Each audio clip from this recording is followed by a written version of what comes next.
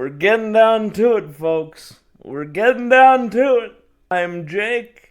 I can skate. And we're now down to 27 players at Flames training camp. As I expected, there was another major batch of cuts today. 11 players were moved out of training camp. And here are the moves today. Some of them you're gonna like, and some of them I've already seen pushback on. But here is what the Flames have done today. On waivers, we have Clark Bishop, Dryden Hunt, Yan Kuznetsov, and Sam Morton. And going directly to the Wranglers, we have Hunter Brstevich, Artem Grushnikov, Nick Cicek, Owen Say, Sam Hanzik, William Stromgren, and Idar Suniev. I am surprised that Sam Morton didn't make the final cut. I think ultimately what ended up working against him in terms of at least making it to Friday was Justin Kirkland. And that's gonna piss some people off. I know some people would have really loved to see Sam Morton make this team ahead of Justin Kirkland. I predicted Kirkland was going to be on my roster back in August, and it was just too hard for me to move Justin Kirkland out of the roster when he's got that particular shootout skill, which you need. You need somebody who's a consistent person in that batting order. And Justin Kirkland has proven himself to be that. Well, also, and I want to emphasize this, still doing similar things to what Sam Morton brings. Justin Kirkland has been good in the face-off circle. Justin Kirkland has been good with his defensive positioning. Justin Kirkland basically gives you what Sam Morton gives you, but also provides a proven and consistent shootout skill, which a team that was in overtime 24 times last year absolutely needs. I know I'm a fan of Morton too. I love Sam Morton. I think he's one of the first call-ups if there's an injury, especially in the center position.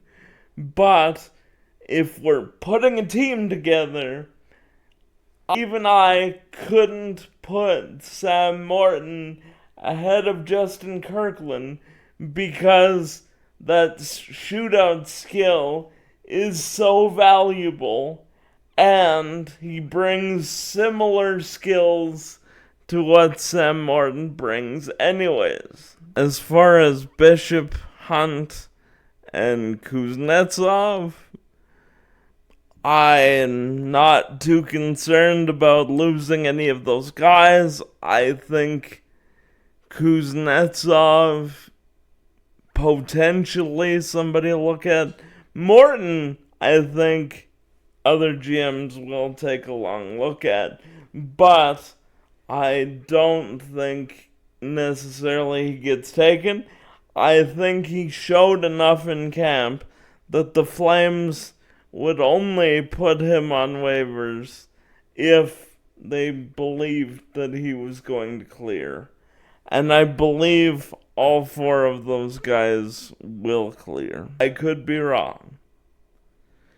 In terms of the guys that didn't require waivers, I know a lot of people wanted to keep both Brustevich and Perek on the roster, that was not likely to happen, guys. Same with keeping both Kuznetsov and Solovyov. There's too many proven NHL guys. And I know some guys are going to hate that, but it is easier to build a team if you feel like the guys you're keeping are going to give you similar things but don't require waivers. Now, Brustevich does provide an element that, say, Danil Miramanov or Jake Bean doesn't provide, but the fact is he didn't have an amazing camp. He got better as camp went on, but if he wanted to make this team, he needed to play at the level he played the last couple games for the entirety of camp. And he just didn't do that.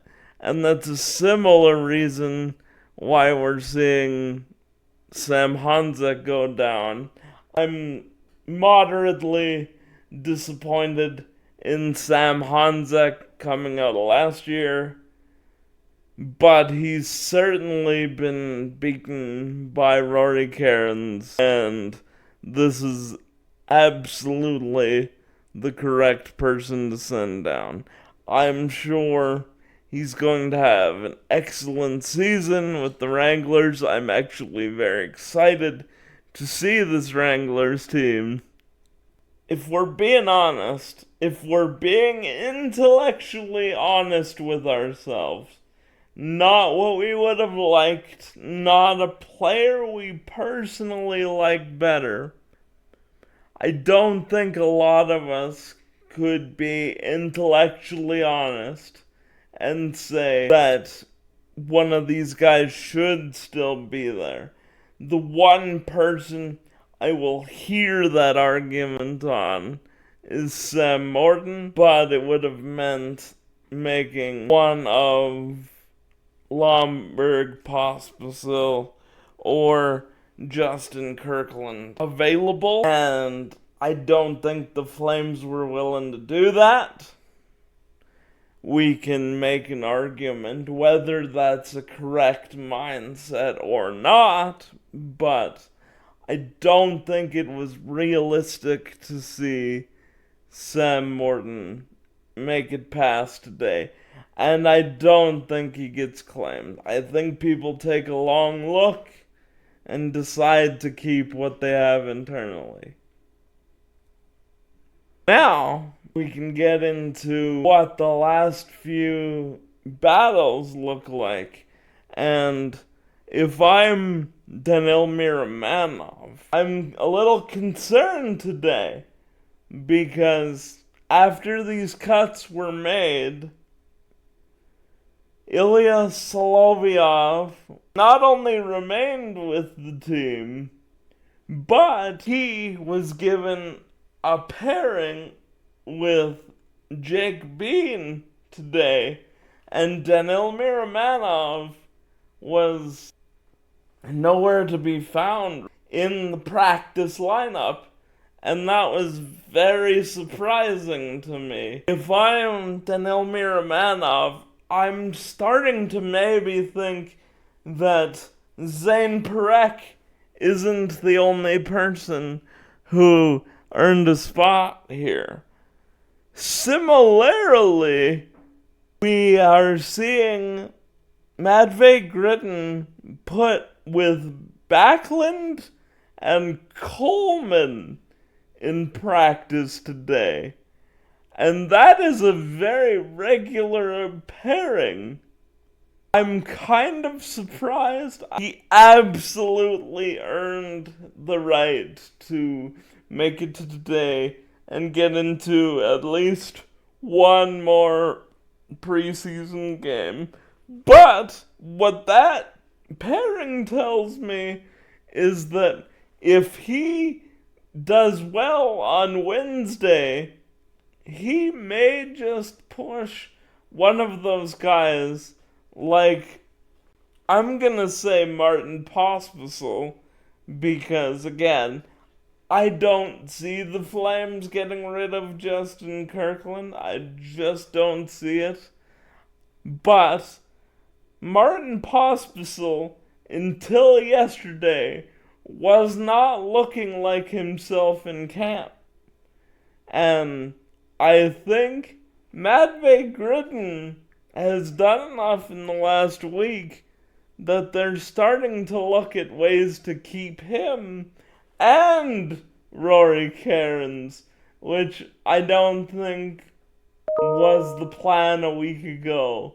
I think with his recent performances, he's changed the calculus a bit. And so, from the lines in practice today, I'm starting to think that Ilya Solovyov, Matvey Greden, and Rory Cairns might all make this team along with Zane Parekh. And if any combination of more than one of those guys makes this team, I don't want to hear any complaints about how jobs weren't earned, because 4 guys could potentially earn jobs here, and I think the plan originally was for only one of them to. But we'll see what happens tomorrow. We'll see if there are any injuries. We'll see if Sam Morton clears waivers. And as always, go Flames.